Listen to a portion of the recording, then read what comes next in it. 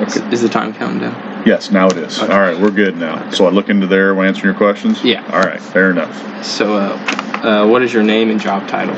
My name is Eric Rossi. I am the North American Director of Supply Chain for Valvoline Oil. All right. How long have you been in this role, and what led you to this position? I've been with the company for 23 years and been in this role for about the last 4 years. I actually have a degree in chemistry, but have actually taken a supply chain route through my work. So I guess you could kind of say I fell into the role a little bit. I mean, it's been, I've worked in a series of supply chain type positions and ended up now kind of running the supply chain in general. So. Please share about your education and prepare for your job duties. Sure. Like I mentioned, I've got a degree in chemistry. Went to Clemson University, so go Tigers. And then once I started working, my company actually paid for me to go get a MBA from Georgia State University in Atlanta. So I've got both a chemistry degree and a master's in business. I think what was the other part of the question, or was there another part? How did it prepare you for your duties? Yeah, so I have never used my chemistry degree, and so I guess what I would say is, for the most part, my chemistry degree basically was kind of taught me how to think.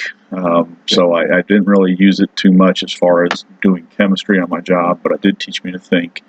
And then the master's in business gave me a financial background that I use pretty much constantly now.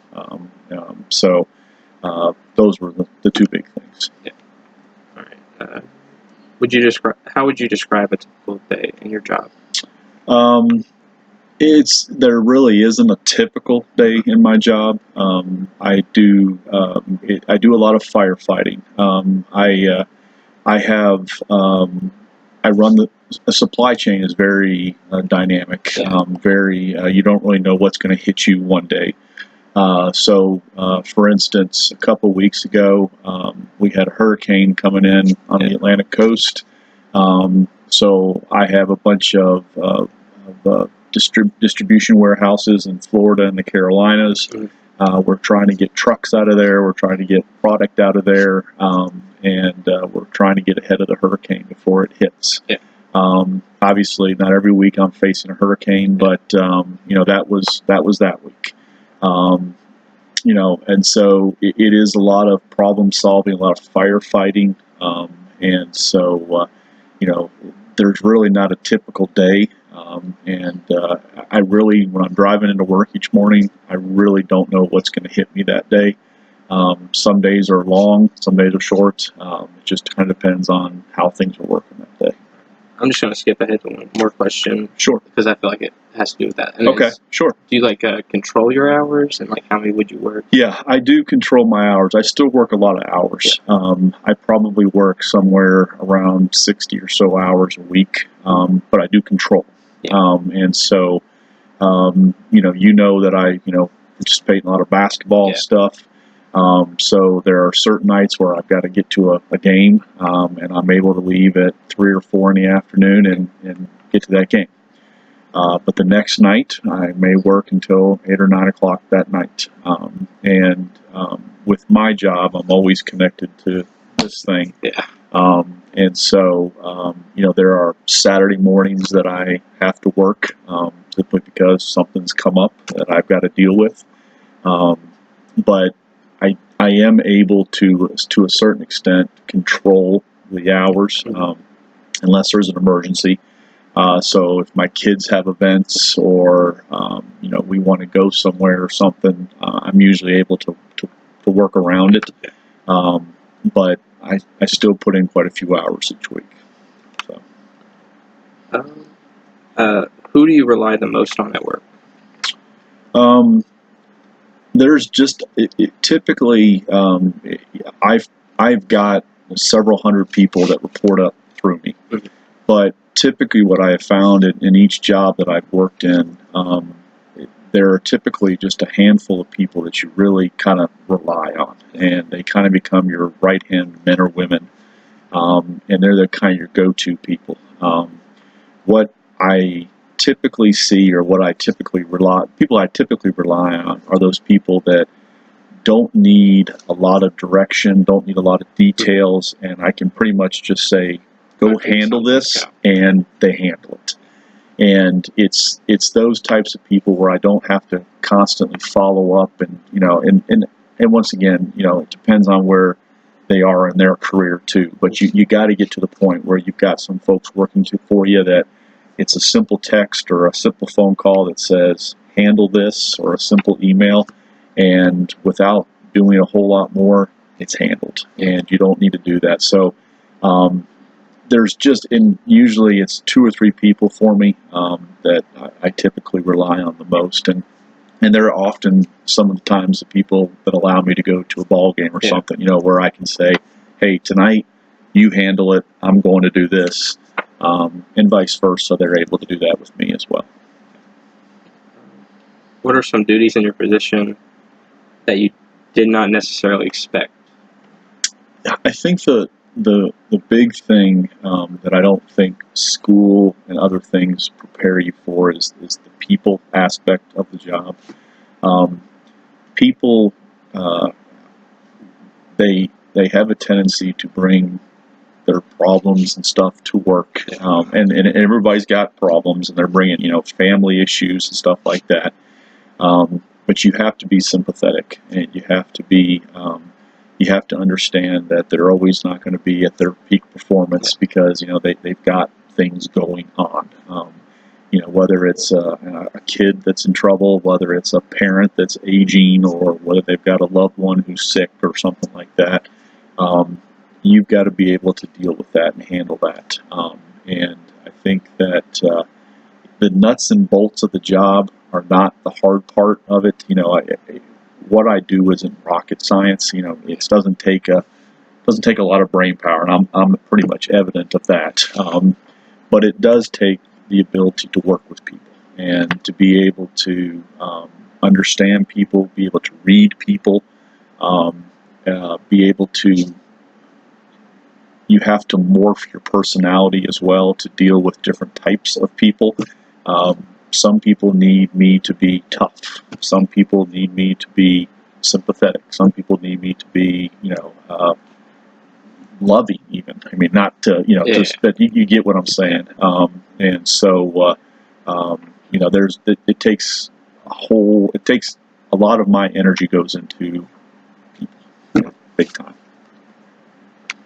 What are some challenges to working in your specific job or like organization, like that type that you wish were different? I mentioned earlier my job is unpredictable, and there are times when I do like the fact that I deal with something different each day, and it's a different problem. But there are those times where I wish my job was a little more predictable, where we could be a little more proactive with things rather than being reactive. I would say that part is definitely something that I wish I could change. We are also in supply chain where I'm working. My job is very process oriented, and my company in general is not real good with process. We're kind of a entrepreneurial type company where we kind of fly by the seat of our pants type thing. But in my job, I need process, and a lot of times I can't get that from my company, and it's difficult at times for me to deal with that, and to if it's something I could change, I definitely would. And what are the best parts about your job? I'm going to sound hypocritical here. I love the fact that my company is kind of entrepreneurial. They pros from both sides. It is. They do tend to fly by the seat of their pants, but it makes it exciting at times, and we've been successful that way. The other thing about my company, and I mentioned this earlier, and I'm going to sound hypocritical again, is, I talked about process, and I wish there was more process and stuff like that. But there is no better company I've ever been with that when there is a crisis or a problem that we can come together and solve it very well. We do, when the what hits the fan, we're very good at dealing with that. And the other thing too, my company is very, very family oriented. Most of the people that work at my company have been there for 20 plus years. When we bring someone on, you're pretty much you're there, and which is a nice thing. And you do feel like it is part of your family. Well, that goes for the next question. Okay. Describe the culture of your organization. Very, very family oriented. I think that the bottom line the bottom line's important, but I think in my company, the people are more important. Just to give you, where I was tonight, in fact, why I've got this jacket on and stuff. I was at a dinner where my company actually started a foundation where it's a foundation where the employees contribute to, and whenever there is an employee who may be going through a crisis, they can actually tap into this fund that the other employees contribute to, and they can use it to help them get back on their feet. They were talking about some of the recipients of it. There was a lady who had major surgery, couldn't work. Her husband was out of a job, and they used the money to get an apartment. There was another lady whose house had burned down. She was able to once again, help tap into this, get clothes for her family and stuff like that. So there's a lot of great things about the company that I feel like for the last 20 some odd years that I've been there, they've done a pretty good job of taking care of me and my family as well. All right. What is your definition of a leader? That's a good question. I guess I'd start off by saying I think there are different types of leaders, and I think different types of leaders can be successful. I think that